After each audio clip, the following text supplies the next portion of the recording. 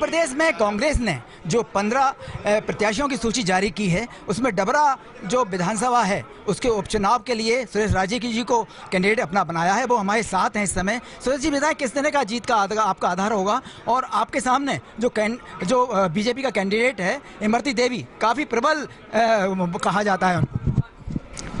नहीं आदरणीय, एक तो ये है कि ये पूरा का पूरा चुनाव कमलनाथ जी के नाम पर है। जनता में उनके प्रति विश्वास,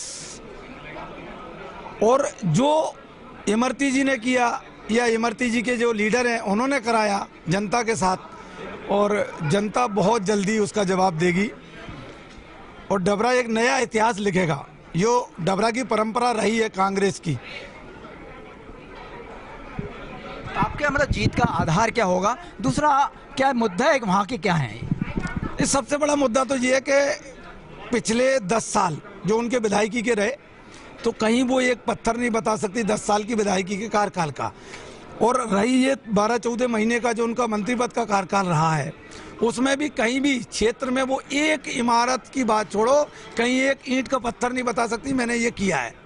सुरेश जी, आपने एक बार, हमने जब आपका बाइट लिया था तो आपने ये बताया था कि उनका जो पिछली जीत हुई थी 2018 में मेरी सहयोग से हुई थी। आज क्या लगता है, आपके वो रिश्तेदार भी हैं, और किस तरह का प्रतिद्वंदता रहेगी? नहीं आदरणीय, मैं आपके माध्यम से एक बात कहना चाहता हूँ। इमरती देवी जी का जन्म लगभग 2000 में राजनीति में प्रवेश हुआ उनका। मेरा जो जीवन है वो सन 80 से राजनीति में हूँ, इसलिए ये कहना ठीक नहीं है कि वो मेरी रिश्तेदार लगती हैं। रिश्तेदार तो जाने कौन किसका क्या नहीं लगता। अब जहाँ तक रिश्तेदारी का सवाल है, कभी किसी हमारे पत्रकार बंधु ने उनसे ये प्रश्न नहीं किया कि आखिरकार उनके पतिदेव कौन हैं। जीवन में पति का अपना एक स्थान होता है। 10 साल के राजनीतिक जीवन में जब वो विधायक थी, 1.5 साल का ये राजनीतिक जीवन उनका मंत्री पद का रहा।